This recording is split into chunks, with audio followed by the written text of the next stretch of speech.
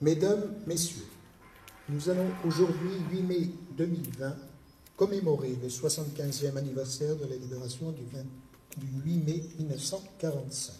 En raison des dispositions exceptionnelles liées à la pandémie du Covid-19, la cérémonie est strictement limitée à la lecture du message du président de la République et au dépôt de gerbes.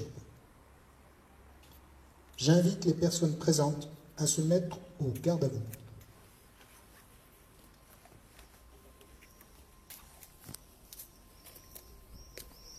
Lecture du message de M. Emmanuel Macron, président de la République, par Mme Anne Frakowiak-Jacob, sous-préfète de Grasse.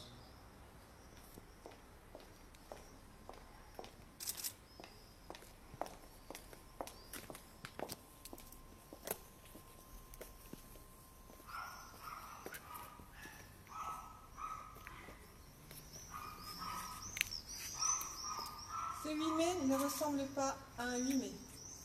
Il n'a pas le goût d'un jour de fête. Aujourd'hui, nous ne pouvons pas nous rassembler en nombre devant les monuments de nos villes, sur les places de nos villages, pour nous souvenir ensemble de notre histoire. Malgré tout, la nation se retrouve par la pensée et les mille liens que notre mémoire commune tisse entre chacun d'entre nous, cette étoffe des peuples que nous agitons en ce jour dans un hommage silencieux.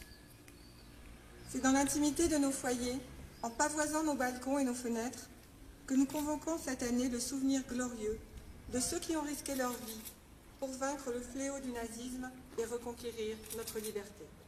C'était il y a 75 ans. Notre continent refermait grâce à eux le chapitre le plus sombre de son histoire, 5 années d'horreur, de douleur, de terreur. Pour notre pays, ce combat avait commencé dès septembre 1939. Au printemps 1940, il y a 80 ans, la vague ennemie avait déferlé sur les frontières du Nord-Est et la digue de notre armée n'avait pas tenu. Nos soldats, pourtant, s'étaient illustrés à de nombreuses reprises. Ceux de Montcornet, d'Abbeville, de Gembloux ou de Stone, les hommes de Narvik, les cadets de Saumur, l'armée des Alpes, avaient défendu avec vigueur notre territoire et les couleurs de notre pays. Ils sont ceux de 40. Leur courage ne doit pas être oublié. Dans le crépuscule de cette étrange défaite, ils allumèrent des flambeaux. Leur éclat était un acte de foi, et au cœur de l'effondrement, ils laissaient poindre la promesse du 8 mai 1945. Cette aube nouvelle fut ensuite conquise de haute lutte par le combat des armées françaises et des armées alliées, par les Français libres qui jamais ne renoncèrent à se battre, par le dévouement et le sacrifice des résistants de l'intérieur, par chaque Française, chaque Français, qui refusa l'abaissement de notre nation et le dévoiement de nos idéaux. La grande alliance de ces courages permit au général de Gaulle d'asseoir la France à la table des vainqueurs. La dignité maintenue, l'adversité surmontée, la liberté reconquise, le bonheur retrouvé, nous les devons à tous ces combattants, à tous ces résistants. À ces héros, la nation exprime son indéfectible gratitude et sa reconnaissance éternelle. Le 8 mai 1945, c'est une joie bouleversée qui s'empara des peuples. Les drapeaux ornaient les fenêtres, mais tant d'hommes étaient morts, tant de vies étaient brisées, tant de villes étaient ruinées. À la liesse succéda la tristesse et la désolation. Avec le retour des déportés, les peuples découvrirent bientôt la barbarie nazie dans toute son horreur. Rien, plus jamais, ne fut comme avant. La fragilité révélée de nos vies et de nos civilisations nous les rendit plus précieuses encore.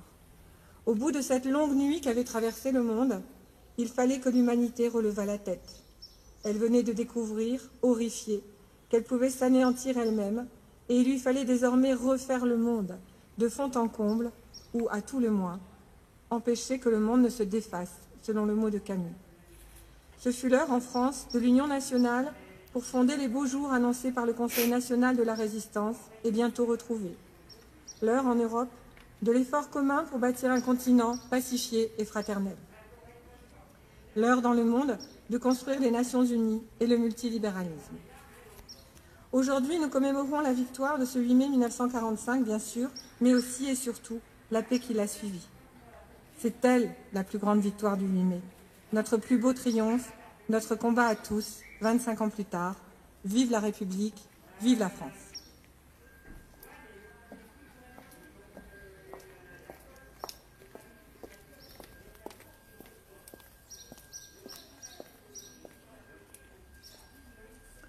Nous allons procéder au dépôt de gerbes. Gerbes de la ville de Grasse, par M.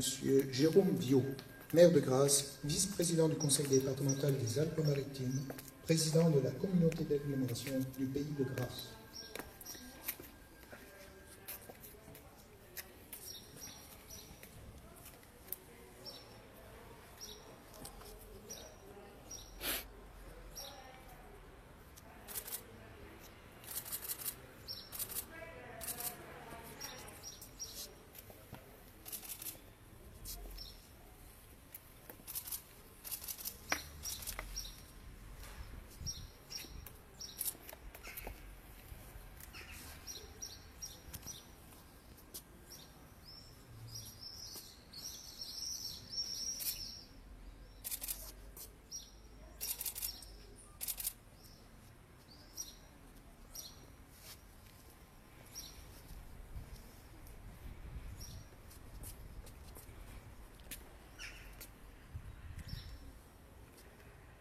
Gerbe de la sous-préfecture de Grasse, déposée par Mme Anne Fakovia-Jacob, sous-préfète de Grasse.